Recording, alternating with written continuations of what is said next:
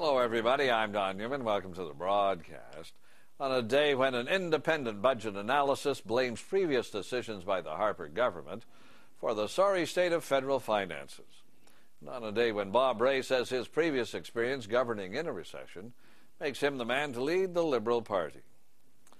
And we begin with the economy and the report by the independent parliamentary budget officer.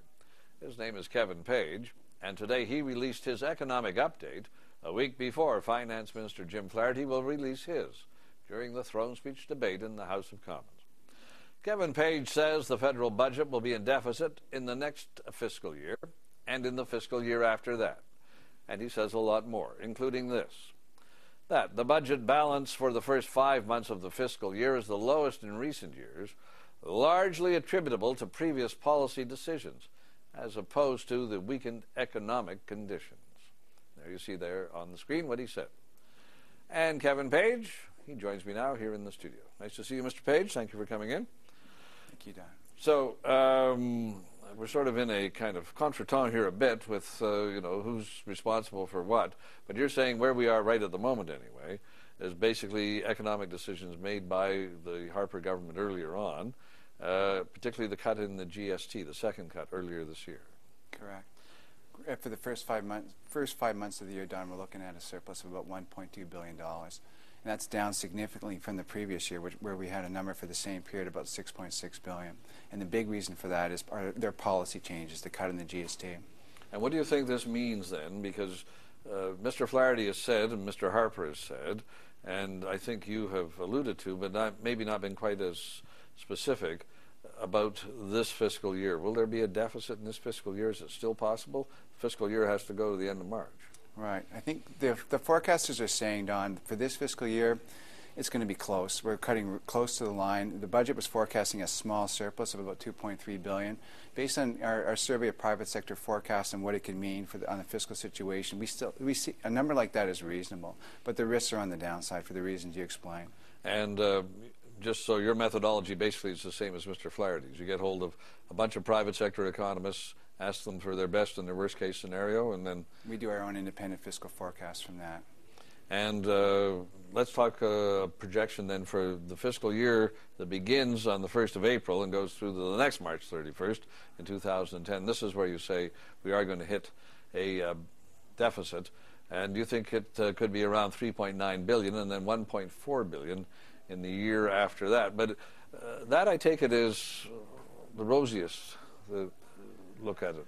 Well, it's that forecast, Don, the one you just outlined, is based on an average private sector forecast, and it's probably something we'll see from Minister Flaherty roughly a week from today. If you look at the low growth forecast, and that forecast, the average forecast is for weak growth in Canada, about 0.5%. If you look at our low growth forecast, you're looking at something that we actually Canada shrinks next year on average on a year-over-year basis, shrinks by a small amount, 0.3%. You could be looking at a budgetary deficit in the neighborhood of $14 billion. And that is significant, isn't it? And the other thing about what is going on is a personage no less than Mark Carney, the governor of the Bank of Canada, said that in 3 weeks from when he'd given his update on the 24th of October to yesterday, which was the 19th of November, the situation had deteriorated in a fairly significant way to make his 3 week ago projections out of date. So I guess we have to keep that in mind as we look at these numbers. And maybe, I don't want to be a Cassandra here, I don't want to be a Pollyanna either. If things are getting worse, then the higher numbers rather than the lower numbers could be what we see. Yes. Well, the forecasters are saying we need to forecast the forecast, and all the numbers have been getting weaker in recent months. We surveyed private sector economists early October, then we surveyed them again in early November, and the numbers have gotten weaker. What we say in our report, Don, is that the base case or the average scenario that we put forth in a report today is probably on the high side, that the risks are on the downside. We're probably looking something in the neighborhood of $4 billion deficit next year, perhaps moving downwards towards $14 billion. Okay, so, but you still, on the best case scenario, say we can return to surplus in 2011-12, and that surplus would be, but a pretty small one, so again, you're really right on the margins, $1.6 billion, but then the year after that, up to $3 billion again. So that's if things work out as they should. We hope. Those numbers are small. I mean, we're looking at revenues in the neighborhood of $240 billion for some of these years. So we're talking about small amounts relative to the size of the economy. And even a deficit of $14 billion is significant. We just come off 11 balanced budgets, and I think there's certainly a political shock to recording a number like that. But if you were to compare even that number with what's going on in the United States, our number is, would be less than 1% of GDP. The United States is showing deficits of 4% of GDP right now.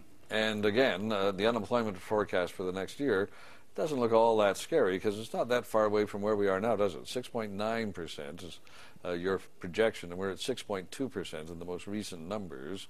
So that is if the deficit is small and the economic stimulus works and not too many people lose their job.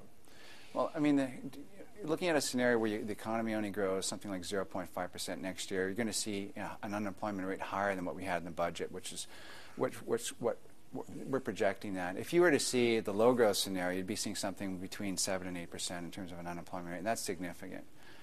Well, and that is, but even historically, when you think back to the early 90s or even the early 80s, the last two times we had recessions, the number is a lot bigger than that. Very much so. And what we do in our report, Don, we compare the kind of experience that we're projecting that we're going into in the report with what happened in the early 1990s and the early 1980s, and the numbers are quite different. Very good of you to come in when you're busy. I appreciate it. Kevin Nice Tate. to be here. Thank you, Don.